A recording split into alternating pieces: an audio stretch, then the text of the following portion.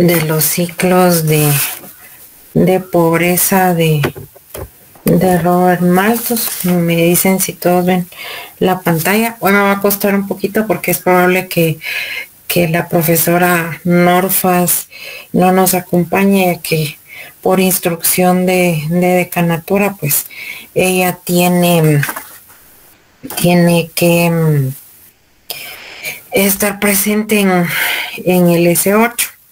Entonces vamos a ver que a medida de lo posible, a ver si ella logra conectarse desde su teléfono. Y me va a tocar estar aceptando a los compañeros de segundo horario.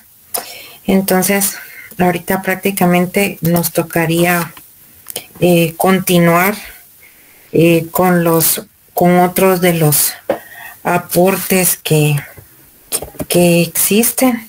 Y acá pues estaríamos hablando de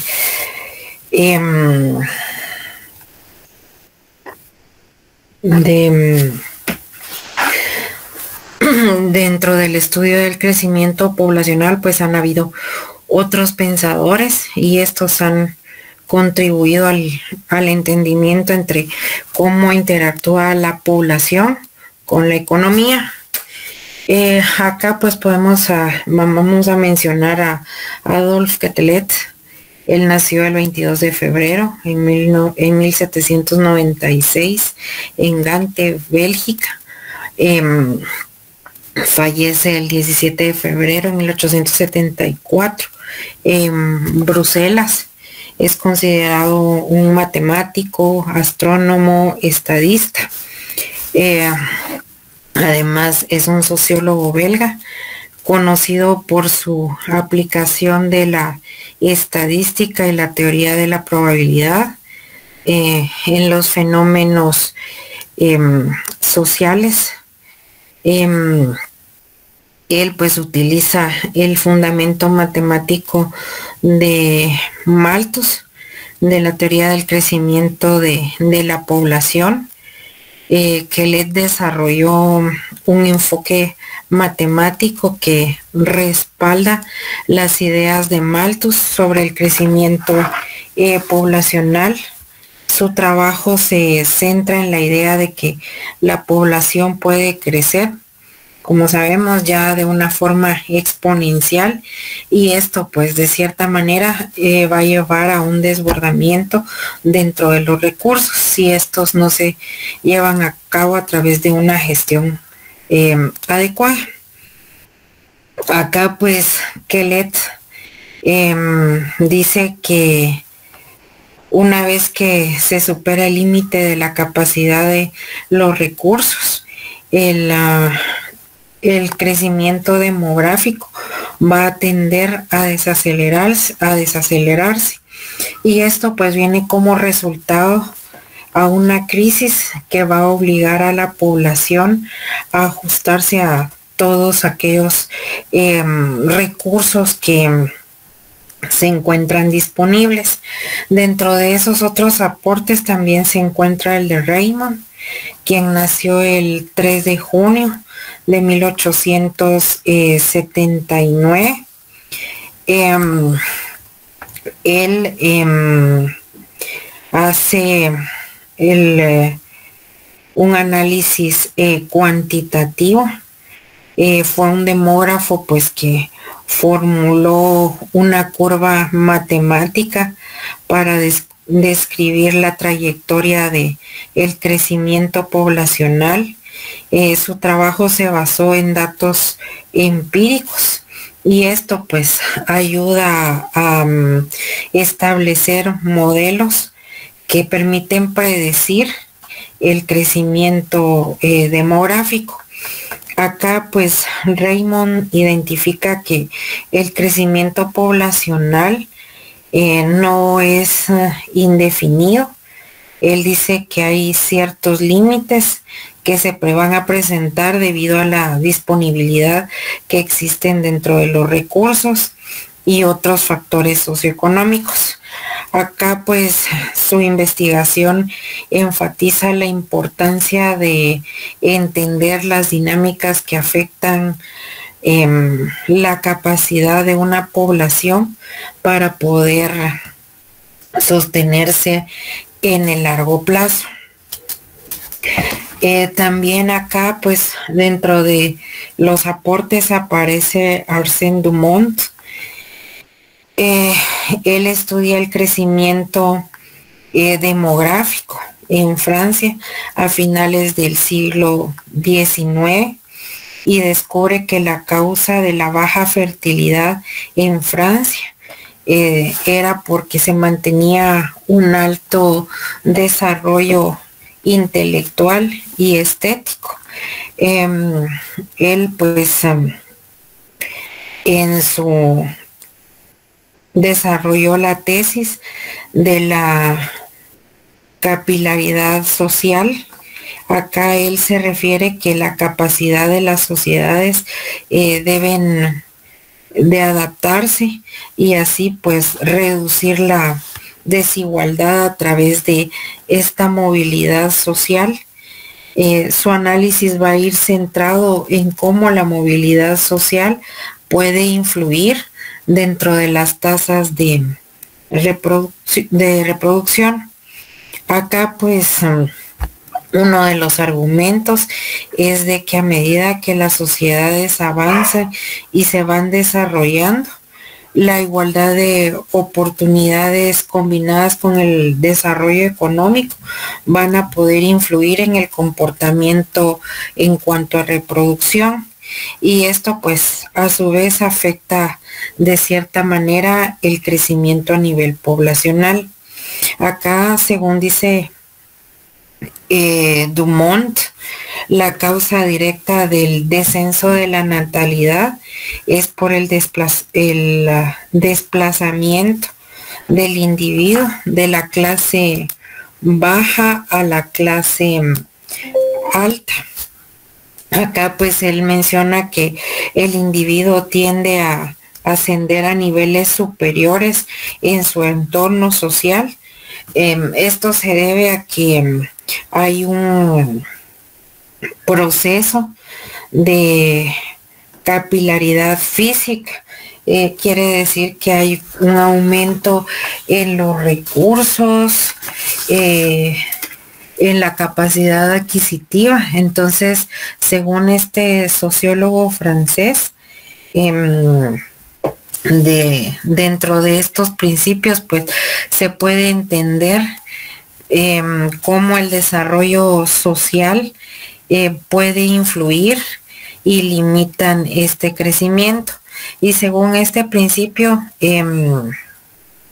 ve cómo el crecimiento de la población va a ir afectando las dinámicas económicas y sociales, muestra las etapas iniciales de el desarrollo, que existen altas tasas de natalidad dentro de la población y que esto pues va a ejercer una presión dentro de los recursos, al igual que dentro de la infraestructura.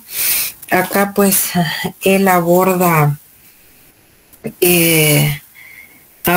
cómo la composición de la demografía influye en los factores, tanto como la edad, el género y la distribución, y que a medida que una sociedad va en términos de desarrollo, la estructura de la población va a tender a ser afectada o a cambiar.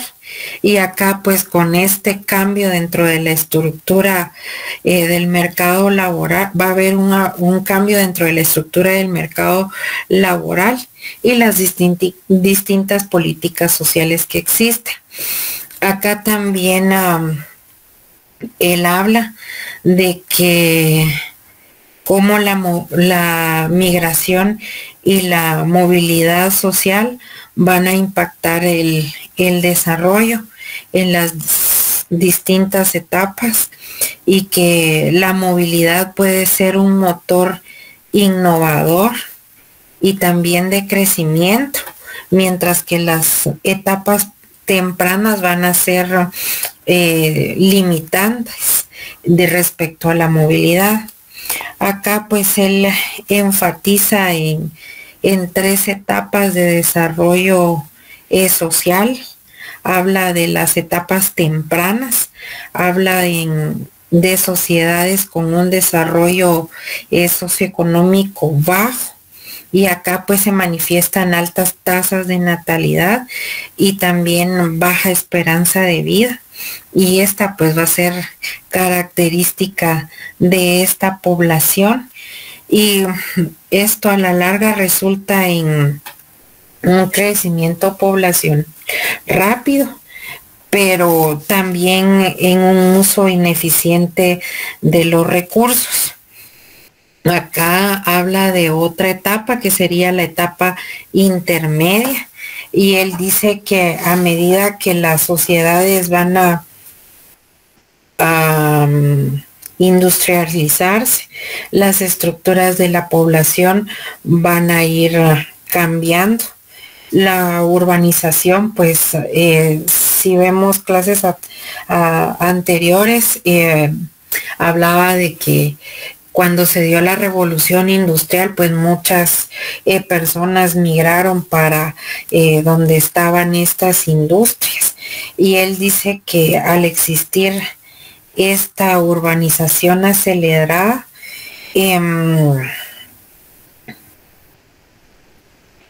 la estructura de la población va a cambiar, y aparte pues va a existir una disminución de la tasa de natalidad. Aquí pues la movilidad poblacional se convierte en un factor clave para el desarrollo económico. También él habla de otro principio que sería la etapa avanzada. Acá pues se da en sociedades desarrolladas. Acá pues él habla que la población va a estabilizarse, que la estructura vuelve a ser ya más diversa, que la movilidad y la innovación pues van a ser cruciales para el crecimiento sostenido. Acá pues habla de que deben existir políticas que se tienen que adaptar para ir manejando el envejecimiento de la población, además de la migración. Dentro de otro de los aportes tenemos a Emily Durkheim. Pues propone la teoría de la división social del trabajo. Él habla de la división del trabajo en una sociedad que influye en la estructura económica, cómo se encuentra estructurada la sociedad. Su análisis pues sugiere que a medida que las sociedades se vuelven más complejas respecto a la especialización del trabajo, pues estas sociedades van a impactar en cómo va a ir funcionando la dinámica poblacional. Acá pues también argumenta que va a existir una mayor división del trabajo, y esto va a contribuir de cierta manera en un aumento en la dinámica de la población. Acá sí podemos concluir que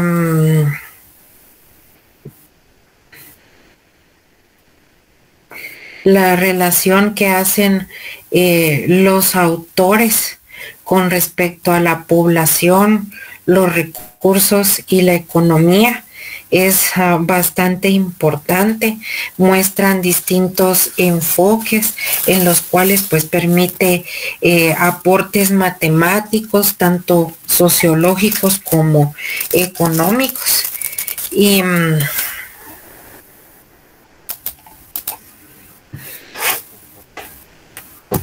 ahora nos tocaría ver dentro de esta perspectiva de la demografía sobre la perspectiva marxista.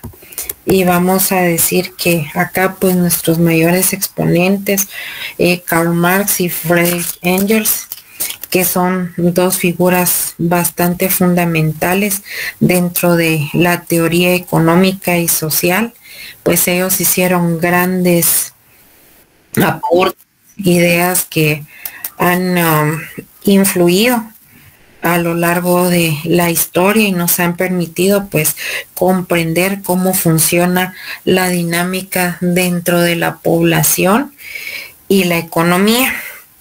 Y acá pues ellos van a una perspectiva en crítica al capitalismo, y acá pues ofrecen un enfoque respecto al análisis demográfico, en contra pues de la teoría malthusiana.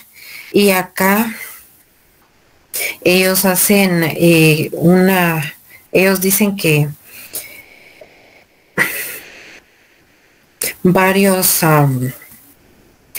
varias críticas y a las leyes, y pues dicen que las leyes van limitando el acceso a la asistencia pública, porque ahí son leyes restrictivas, y que estas leyes van diseñadas para desalentar a la gente trabajadora o a la clase trabajadora, a que ellos tengan una natalidad, y que argumentan pues que ellos pueden mantenerse a sí mismos y que no deben de recibir un apoyo extra.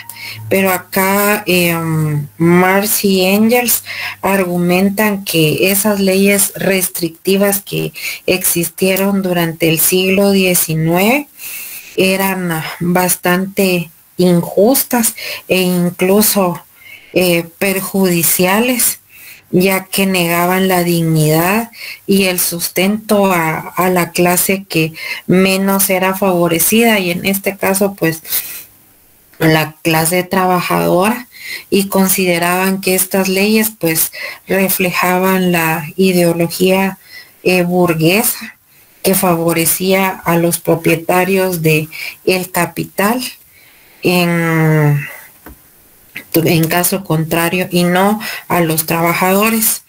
Acá pues también se habla que hay una desigualdad económica, que el aumento de número de hijos y la carga del gasto de ese aumento, porque se convierte ya en un problema social.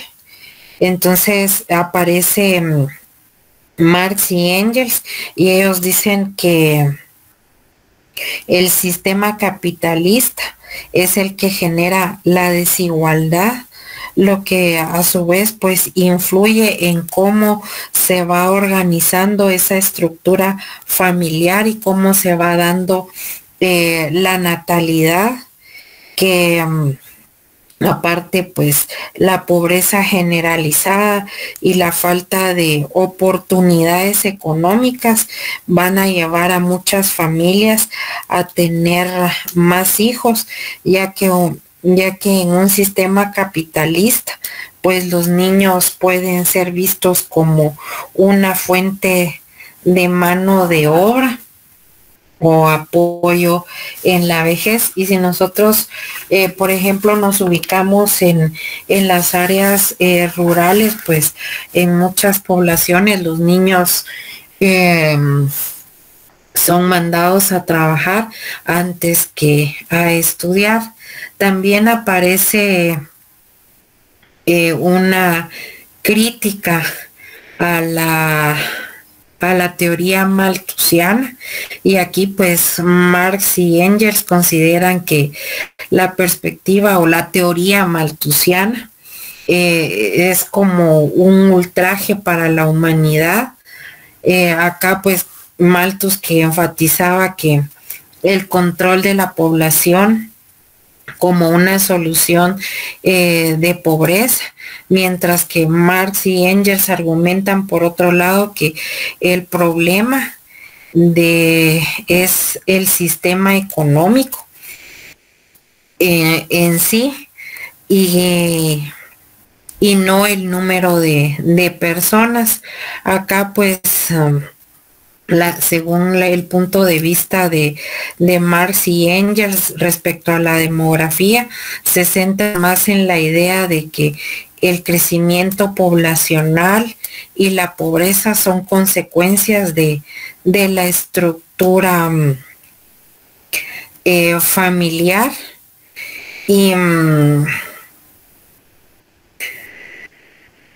de la estructura económica y social, no en sí de la familia. Y en lugar de ver a la población como un problema, Marx y Engels, abogaban más por un cambio en las condiciones tanto materiales y sociales. Ellos veían que si existía un desarrollo equitativo era mejor para el bienestar de la sociedad, y concluimos pues que la visión marxista sobre el crecimiento poblacional contrasta con la teoría pesimista que tenía Malthus, y ellos no ven los problemas demográficos de una forma indiferente, que sino lo ven como el resultado de un sistema económico que es desigual, que hace que se perpetúe más la pobreza. Y además pues ellos invitan a que haya otro tipo de enfoque, no precisamente la teoría malthusiana. Acá pues nos tocaría ver cómo la perspectiva marxista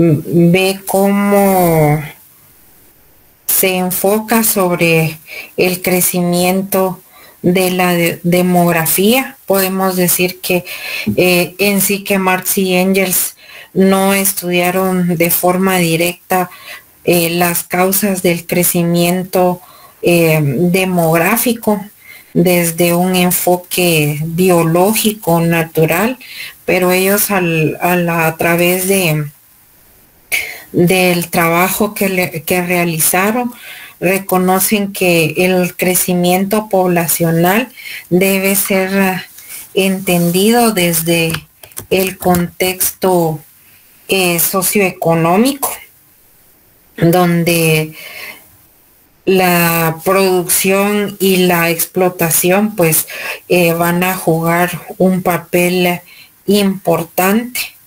Apoyan otros métodos diferentes con respecto al control de la población.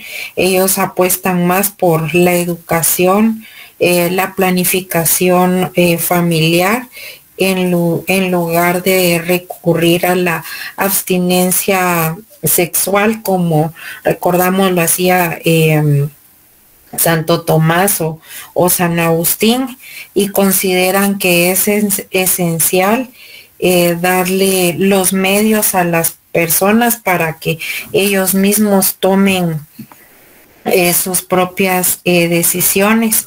Acá pues Marx y Engels argumentan que el crecimiento de la población en sí no es el problema, sino es el aumento de la producción que existe y la capacidad de satisfacer las necesidades humanas, lo que debería de ser en sí lo esencial. Y además dice que ellos dicen o exponen que la pobreza debe ser vista como una consecuencia de esa explotación social y no como un resultado inevitable del crecimiento demográfico. Ellos hablan que en un sistema capitalista el crecimiento de la población puede ser explotado para aumentar la riqueza en unos pocos, mientras que la mayoría sigue condiciones de pobreza. Acá pues, permítame un momento.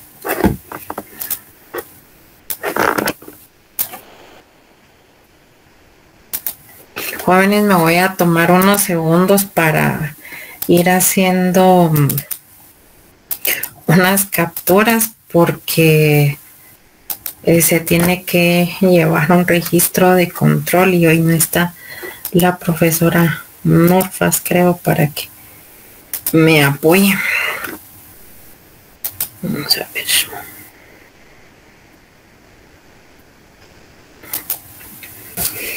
Bueno, como les decía, según la perspectiva o la visión marxista, la pobreza no es responsabilidad de los pobres, sino que va a ser el resultado de un sistema económico que está organizado dentro de una sociedad de manera de que se dirige a favorecer a unos pocos y que la estructura de la organización social pues va a ser fundamental para entender la desigualdad y la explotación.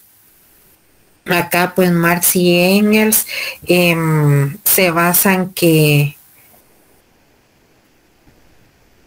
se debe utilizar el trabajo de la clase obrera para obtener un beneficio, pero que esta clase trabajadora debe recibir una compensación justa y que debe de tener acceso a los recursos que le permitan mejorar su calidad de vida. Y acá pues podemos concluir que según la visión marxista ofrece un análisis respecto al crecimiento demográfico. Acá pues ellos enfatizan que la pobreza y la explotación va a ser el resultado de un sistema económico injusto, más que en la cantidad de las personas que existen o habitan dentro de la sociedad, y que al estar centrado en la producción, la educación y la organización social, pues Marx y Engels van a abogar que debe haber un enfoque transformador que tiene que ir en búsqueda de la equidad, y de la justicia social.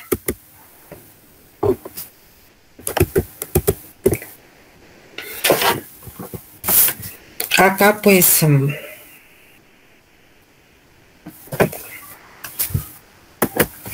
también ellos hablan de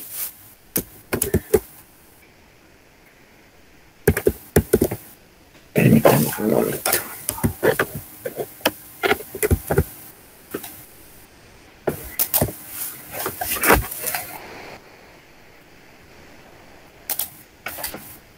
Como les decía, acá también ellos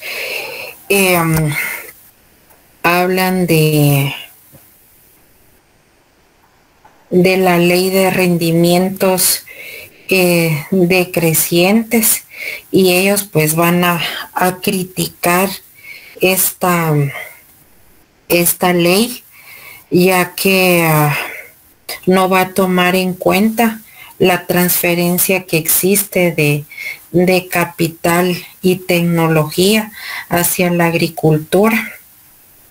Esto pues significa que las condiciones de producción pueden ser mejoradas mediante inversiones y mejoras tecnológicas.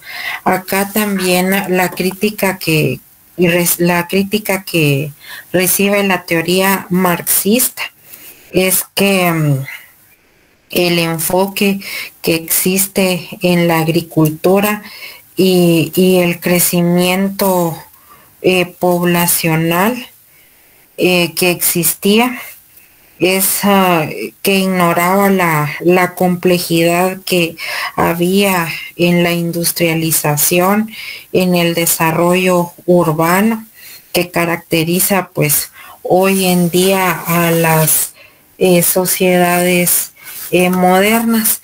También pues se habla que a pesar que Marx y Engels no propusieron políticas específicas con respecto al crecimiento demográfico. Ofrecieron otra perspectiva de cómo abordar los desafíos demográficos en un entorno meramente capitalista. Acá pues ellos abogan por un cambio radical en la estructura económica y social que debe considerar el abordar el crecimiento poblacional, pero no de un modo capitalista, porque si lo hacen de ese modo capitalista, pues los recursos no serían serían insuficientes. Ellos plantean pues la idea de un modelo más socialista, presentándolo como una alternativa a la organización de la producción y la distribución, y acá pues se orienta más a las necesidades humanas más que a la acumulación que existe de capital.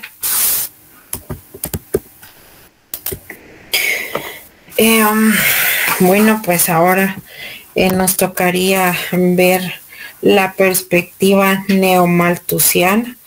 Acá pues el neomalthusianismo surge como respuesta a las distintas teorías de Malthus que fueron en el siglo, que se realizaron en el siglo XIX. Pues acá toman las ideas de Malthus para abordar los desafíos demográficos.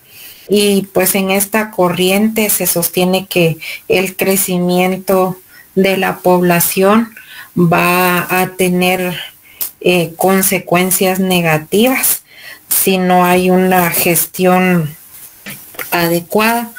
Acá pues los neomalthusianos aceptan la premisa de Malthus, que era el crecimiento poblacional, que es una de las causas fundamentales de problemas sociales y ambientales. Creen que en una población en crecimiento, si no se controla, pues va a llevar a la escasez de recursos y a una crisis sociales. Además, pues reconocen que un aumento desmedido de esta población va a agravar los problemas.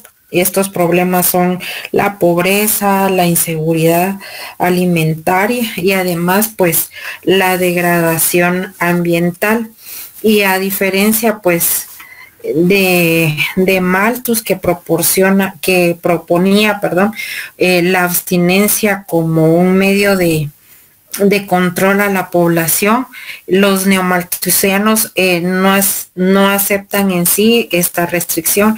Ellos promueven más el uso de métodos modernos de planificación familiar y de educación para que las personas puedan tener herramientas y así pues tomar una decisión acertada en cuanto a la reproducción.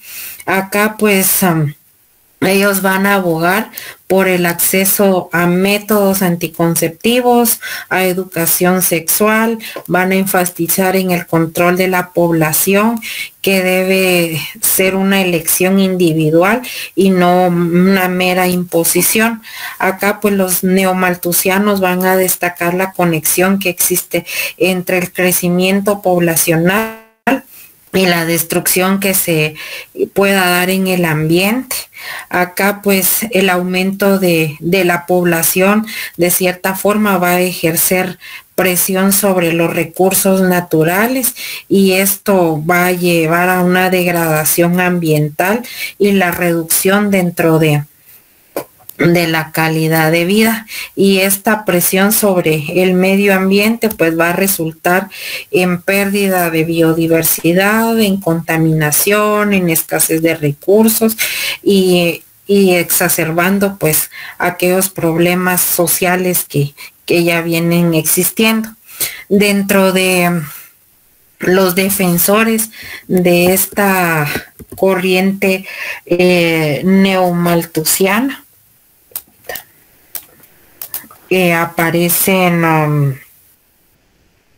aparece Garrett Hardin. Él pues fue un biólogo y ecologista estadounidense, conocido principalmente por su trabajo en la teoría y la tragedia de los comunes. Su enfoque se centra en la interacción ecológica, la ética, la política, y pues su obra pues tuvo un impacto entre el pensamiento ambiental y la gestión de recursos. Garrett Hardin obtiene un doctorado en biología en 1941 en la Universidad de Stanford. Fue profesor de ecología en la Universidad de California y Santa Bárbara, donde él imparte clases sobre temas relacionados a población y medio ambiente. Acá pues si hablamos de su obra, el ensayo de la tragedia de los comunes, pues acá argumenta que los recursos en sí, la obra trata que los recursos compartidos como los pastizales, el agua y el aire tienden a ser sobreexplotados por individuos que van a buscar su propio beneficio. Acá pues él propone que debe existir una gestión de estos recursos que va a requerir de una intervención, ya sea a través de regulación o privatización. Acá pues él explora la relación entre el crecimiento que existe de la población y cómo pues afecta la sostenibilidad.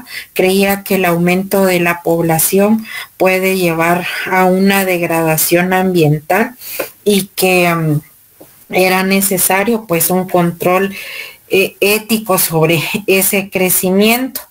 Y acá pues aborda la tensión que existe entre la libertad individual con respecto a la responsabilidad colectiva. Sugiere que la libertad sin restricciones va a llevar a arruinar los recursos que existen. Acá pues las ideas de Hardin ayudaron a la formulación sobre políticas de recursos naturales y de medio ambiente global. Existe pues un debate respecto a su trabajo, a la teoría de los comunes y cómo se gestionan pues esos recursos compartidos de una forma sostenible. Garrett Hardin es recordado, por así decirlo, por conectar la ecología en cuestiones sociales y de forma ética, y que da pues una visión a cómo enfrentar los desafíos ambientales. Acá pues también aparece Paul Ehrlich y él habla de la bomba poblacional. Esto pues ha sido también objeto de debate sobre el crecimiento poblacional y sus implicaciones para el medio ambiente y la sociedad. En cuanto a la bomba poblacional, pues esta llega en un momento en que el crecimiento poblacional generaba preocupación a nivel global. Se empieza a dar la revolución verde, porque había escasez de recursos, se empezaba a dar ya el deterioro ambiental, se hacía cada vez más evidente. Y la obra de la bomba poblacional pues fue utilizada por distintos movimientos ambientales que surgieron debido a la preocupación sobre cómo iba a encontrarse el futuro de la humanidad respecto a los recursos finitos que se poseen. Acá pues en esta obra, La bomba poblacional, Ehrlich pues argumenta que el rápido crecimiento de la población humana está llevando a la sobreexplotación de los recursos, lo que amenaza la supervivencia de la humanidad. Y acá en el libro pues incluye proyecciones alarmantes sobre cómo el crecimiento de la población va a afectar el mundo y se va a enfrentar a graves crisis de escasez de alimentos y de recursos. Acá pues sostiene que el aumento de la población va a generar un incremento en la demanda de recursos como alimento, como agua, como energía, y esto pues va a llevar a hambrunas y a conflictos. Y él propone pues que se encuentren límites fijos de acuerdo a la capacidad que el planeta tiene para satisfacer las necesidades de la humanidad. Acá pues Ehrlich aboga por la implementación de políticas de control de la población, incluyendo la educación sobre planificación familiar, el acceso a anticonceptivos. Acá pues esta publicación de la bomba poblacional también generó críticas. Algunos pues argumentan que Ehrlich subestima la capacidad de la innovación tecnológica para poder aumentar la producción de alimentos y que con esto pues se logra mejorar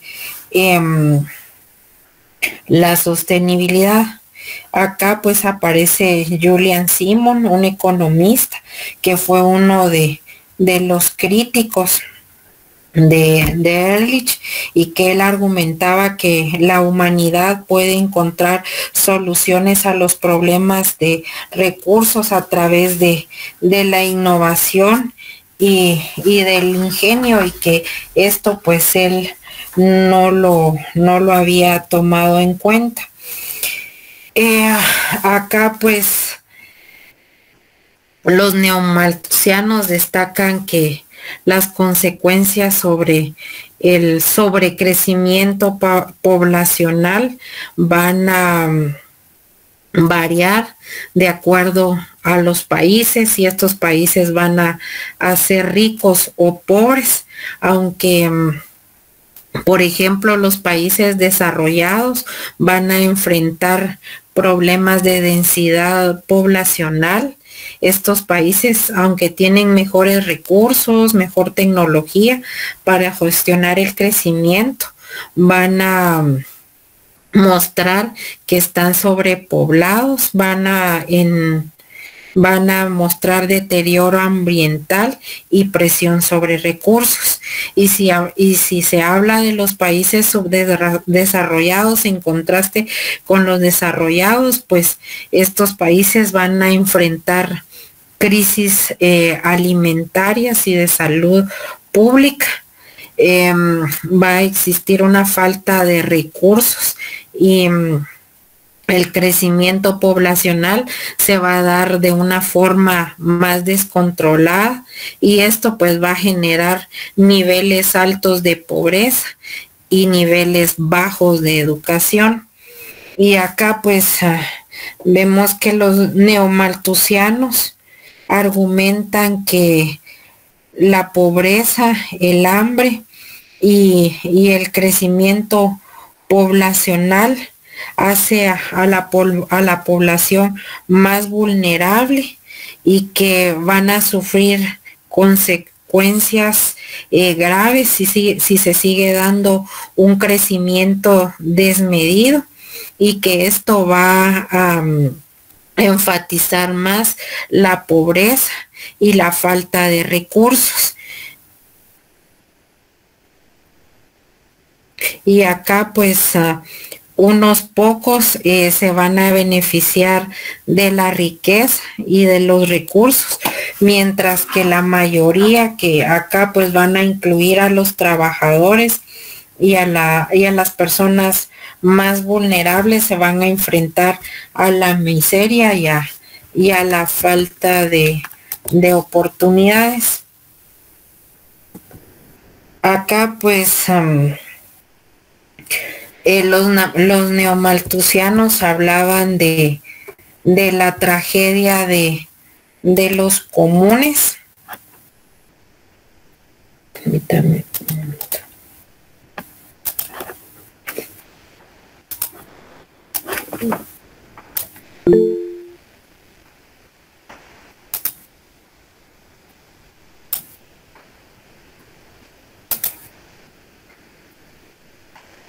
Ay, qué bueno, Norfas, que anda por acá.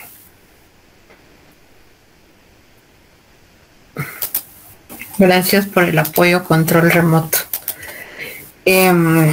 Como les decía, hablan de la tragedia de los comunes y esta pues fue popularizada por Garrett Hardin.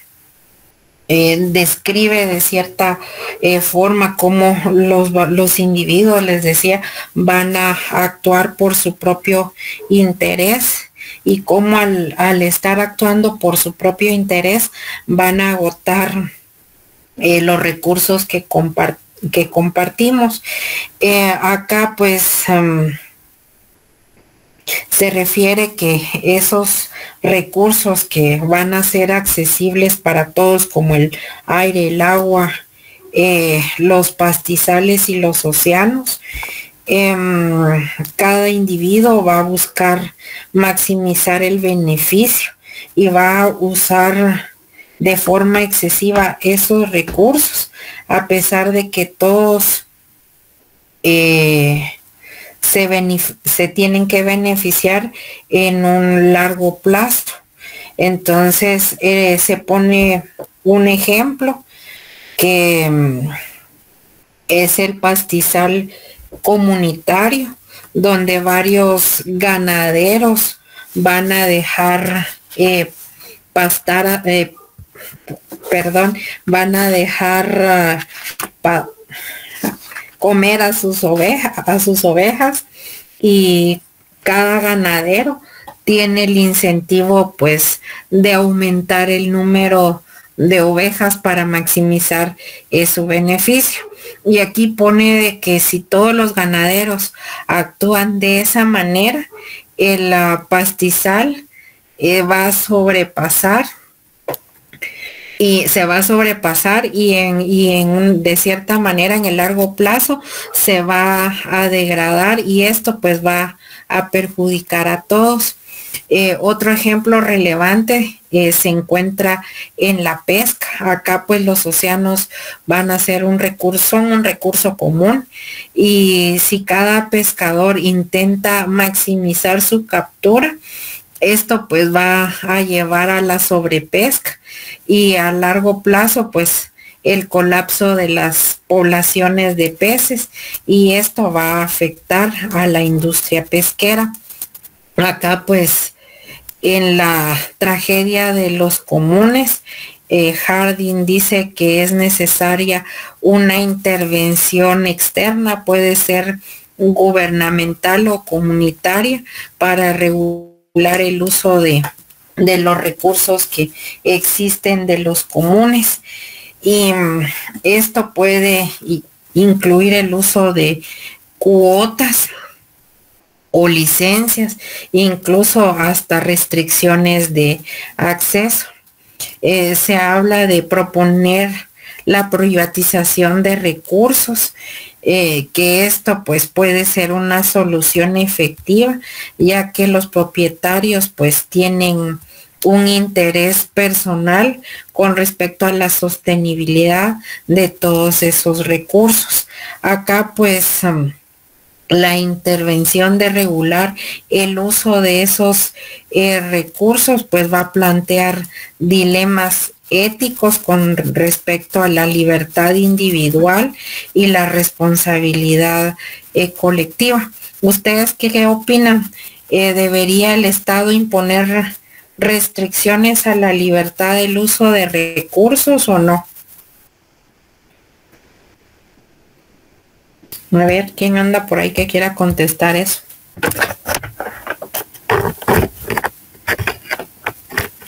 Licenciada, sí, tal vez está equivocado, pero en mi opinión el Estado debería ser lo más pequeño posible y no debería sobrepasar su monopolio de la violencia sobre los derechos de los pobladores. Yo diría que no, en mi opinión. Y perdón si estoy equivocado. ¿Usted cree que no se debe regular, por ejemplo, así como en Estados Unidos, de que para ir a tener derecho a pescar tienen que tener una licencia, si no, no puede sacar peces, que hay especies protegidas? En mi opinión, a los pobladores privados no se les debería prohibir. Podría pedirse licencia para las empresas, pero para la población pienso que no. En mi opinión, no. Gracias, Camilo. ¿Alguien más que quiera aportar algo?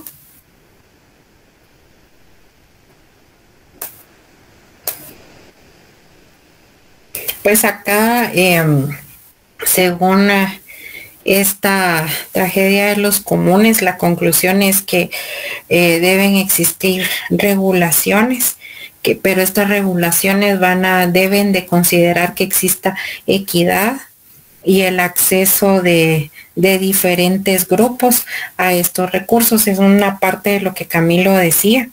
Y gestionar los recursos de los comunes de una forma que sea sostenible a través de normas sociales y de cooperación. Acá pues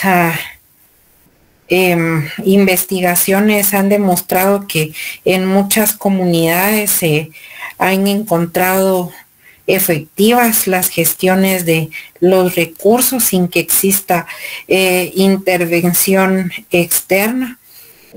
Por ejemplo, sistemas de riegos comunitarios, prácticas agrícolas tradicionales que ayuden a fomentar la sostenibilidad. Aquí pues algunos economistas y ecologistas argumentan que la innovación y la tecnología pues puede ofrecer soluciones que eviten la tragedia de los comunes sin necesidad que existan pues regulaciones demasiado estrictas, perdón. También se hablan de que pueden haber alternativas como una gestión adaptativa y el enfoque basado en ecosistemas que considera lo complejo que de los sistemas tanto naturales como sociales. Acá pues se habla que la gestión de los bienes a nivel global, como la atmósfera, los océanos, es esencial para abordar el cambio climático de cierta forma, y que debe existir una cooperación a nivel individual y a nivel comunidad, incluso hasta internacional, para poder evitar una tragedia ya a nivel global, y que al existir un crecimiento dentro de la población, esto pues va a ejercer presión sobre los recursos naturales, y la gestión sostenible pues del agua y la agricultura pues se va a volver fundamental para que exista seguridad alimentaria. Y podemos resumir que la tragedia de los comunes no solo va a ofrecer un punto de vista sobre la explotación de recursos, sino que también plantea interrogantes sobre cómo se pueden gestionar de manera mucho más efectiva, pero de forma equitativa, los recursos que se comparten a nivel sociedad.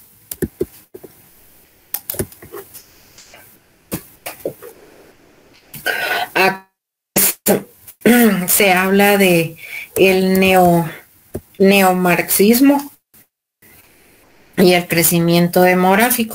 Acá pues es un pensamiento que se va a basar en las ideas de Karl y de Marx, que va a buscar reinterpretar y aplicar sus conceptos a ideas contemporáneas.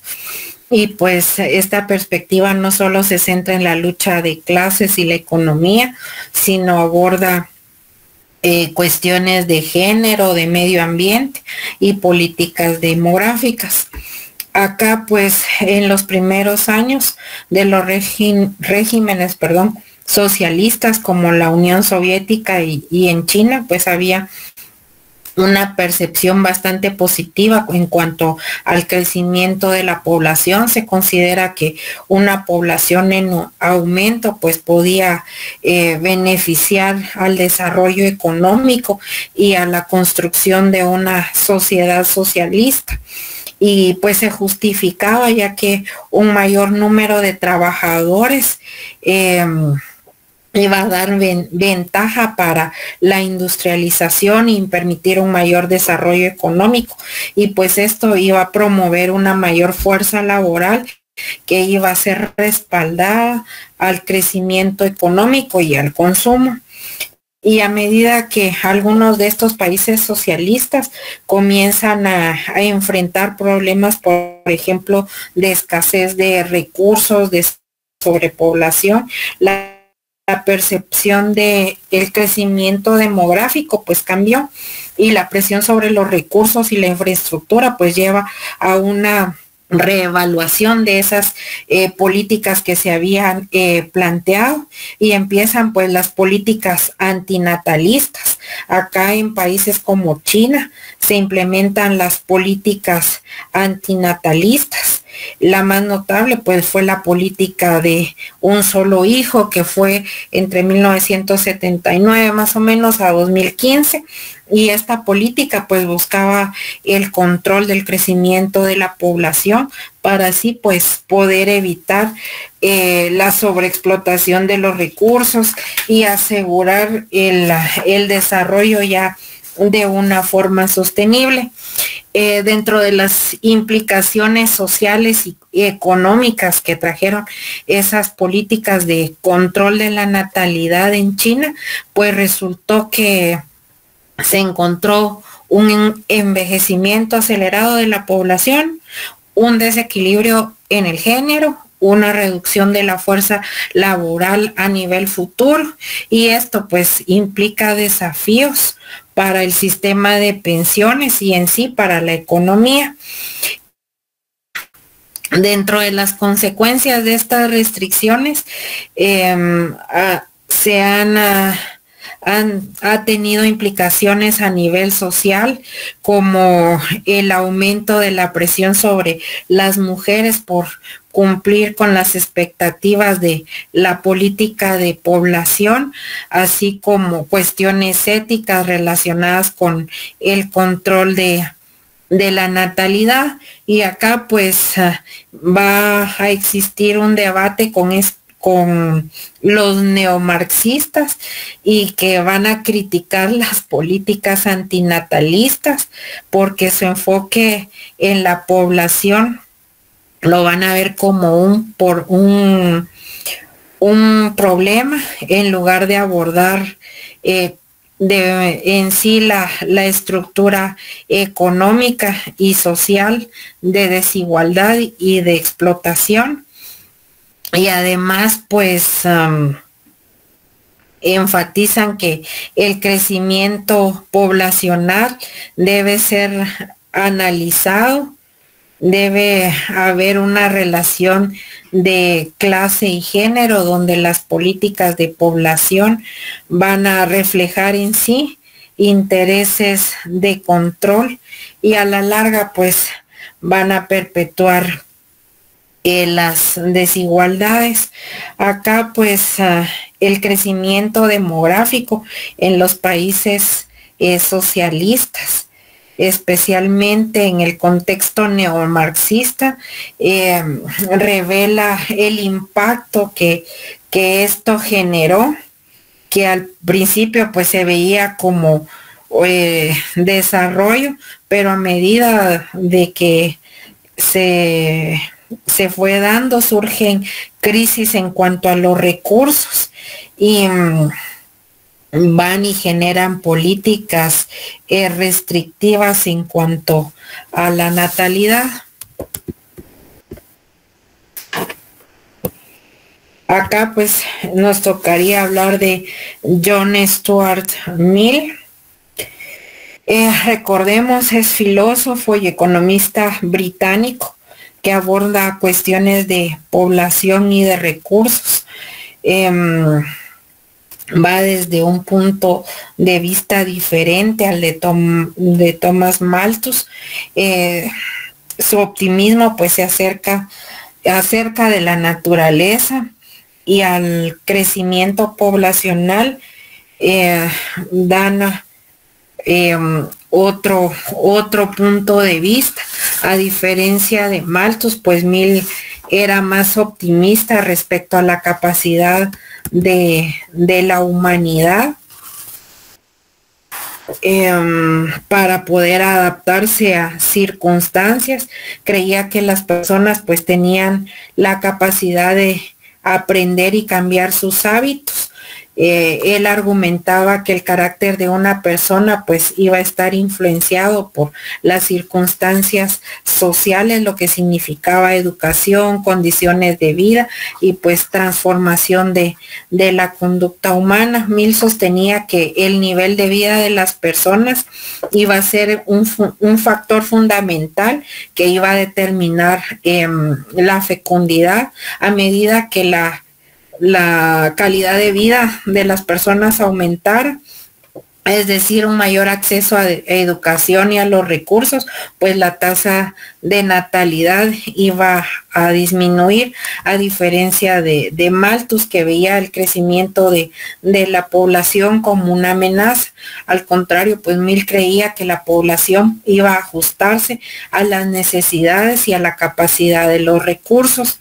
Acá pues Mill plantea soluciones para abordar los problemas de escasez y de alimentos.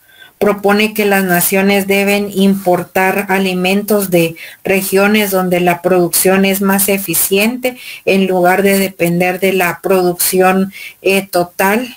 Esto pues iba a permitir el satisfacer las necesidades de la población a medida que éstas crecían. Mill también sugiere que la migración puede ser una solución temporal a esa sobrepoblación, y además pues alentar a las personas a trasladarse a regiones menos pobladas, pues podría aliviar la presión que existía en las áreas donde sí existía esa sobrepoblación.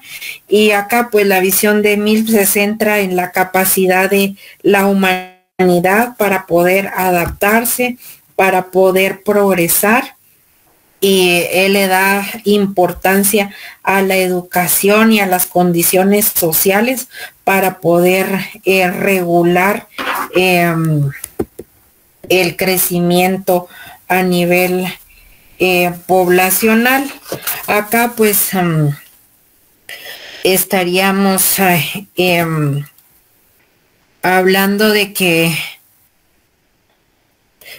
Mill creía que un aumento en la renta iba a permitir que existiera esa mejor calidad de vida. Acá pues estaríamos hablando de Franz Breton y es la relación que existe entre la prosperidad y la tasa de natalidad, de fecundidad, perdón. Y acá pues Breton es un filósofo y psicólogo alemán. Ofrece una visión sobre la fecundidad y la relación que existe entre economía y la sociedad. Acá pues se centra entre cómo las condiciones socioeconómicas van a ser importantes para la decisión de la procreación. Acá pues él argumenta que no se puede esperar que los pobres reduzcan su fecundidad si no existe una motivación clara para que dejen de tener hijos. Acá él enfoca que la prosperidad económica es un factor clave en el descenso de la tasa de fecundidad. A medida que las condiciones de vida de las personas mejoran, pues las familias van a tender a tener menos hijos. La prosperidad, según él, va a traer nuevos placeres y oportunidades que van a competir con el matrimonio y la crianza de hijos. Quiere decir que las personas van a tener como prioridad otras metas, tales que casar, no las de tener hijos ni casarse. Y acá pues esto puede incluir el acceso a educación, a entretenimiento y a un desarrollo personal. Acá pues las mejoras en educación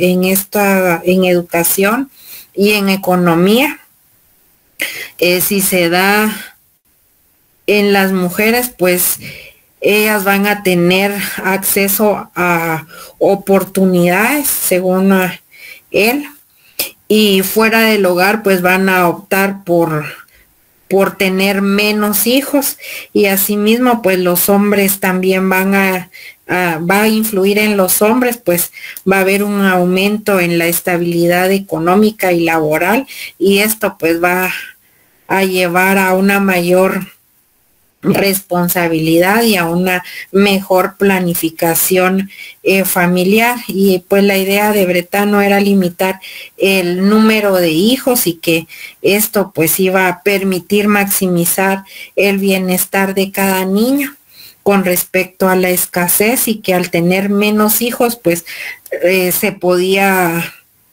estos iban a tener mejor atención, mejor educación, y cada hijo pues iba a optar por obtener mejores recursos.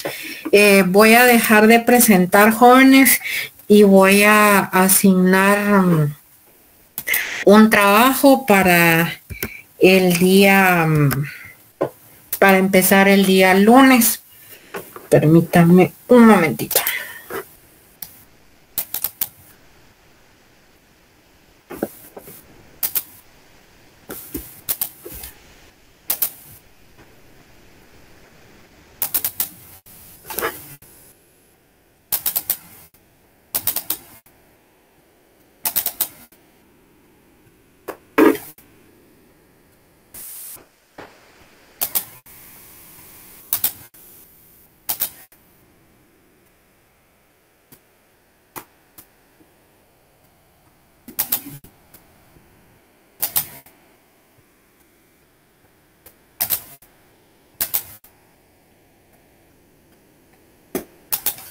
Bueno, jóvenes, voy a dar a conocer los grupos del salón 211. Estaría compuesto acá el grupo 1. Estos serían los integrantes. Acá vamos a ver al grupo 2, al grupo 3, al grupo 4 y al grupo número 5. Esto corresponde al salón 211. Ahora vamos con el salón 210.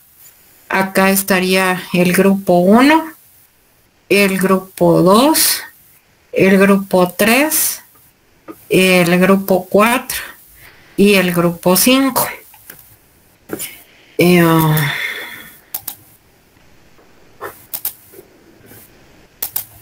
La profesora Norfa me va a apoyar con subir la distribución por grupos. Bueno, la actividad va a ser una exposición. El grupo 1 pues le va a tocar exponer sobre los censos de población. Tendría que tocar estos aspectos. Acá también se los voy a compartir por cuestiones de tiempo en el Classroom. Acá tendríamos el grupo 2. Esto es para los dos salones, tocando estos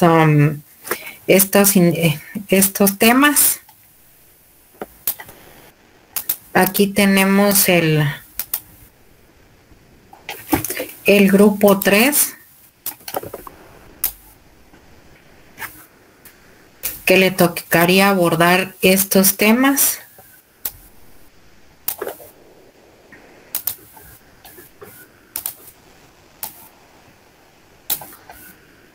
El grupo 4.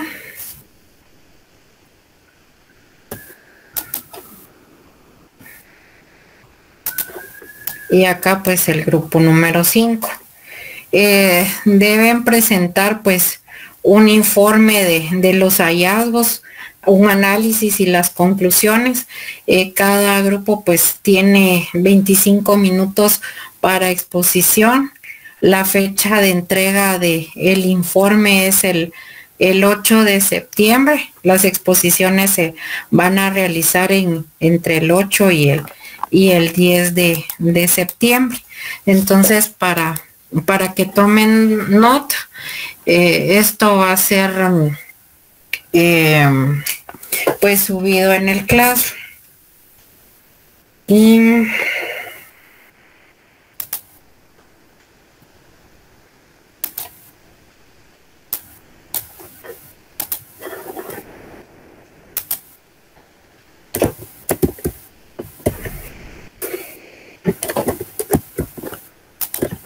pues ya para concluir la clase de hoy, pues tendríamos que hablar de la teoría de cambio y respuesta demográfica de Kingsley. Kingsley Davis pues fue un sociólogo estadounidense. Desarrolla la teoría de cambio y respuesta de demografía. Centra su atención en las causas de crecimiento demográfico y cómo las sociedades van a responder este fenómeno. Analiza las razones por qué las condiciones van a provocar o qué condiciones van a provocar un descenso en la mortalidad y pueden llevar también a un aumento significativo en la población.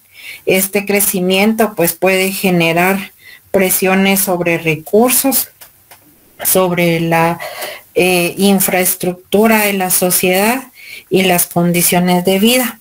Acá pues el descenso de de la mortalidad pues puede ser atribuido a avances en medicina, a mejoras en nutrición y a las condiciones de vida, lo que a su vez pues va a provocar un aumento en la esperanza de vida y el crecimiento a nivel poblacional. Acá pues Davis sugiere que ante una presión del crecimiento poblacional, las familias tienden a tener más hijos como una estrategia de supervivencia, y esto pues es cierto, de cierta manera pues percibe que los recursos van a ser limitados, y esta presión demográfica, los individuos y las familias organizan su vida de manera que vayan a aliviar esta presión, y esto pues va a influir sobre el tamaño de la familia y de los recursos. Acá Davis decía que la respuesta demográfica se produce en términos de objetivos personales, no nacionales o a nivel país, y esto significa que las decisiones sobre la fecundidad y la organización familiar están más influenciadas en las circunstancias individuales que por las políticas estatales. Acá pues las familias van a poder optar por trabajar más horas o tener varios trabajos para poder asegurar un bienestar económico frente al aumento de los miembros de la familia.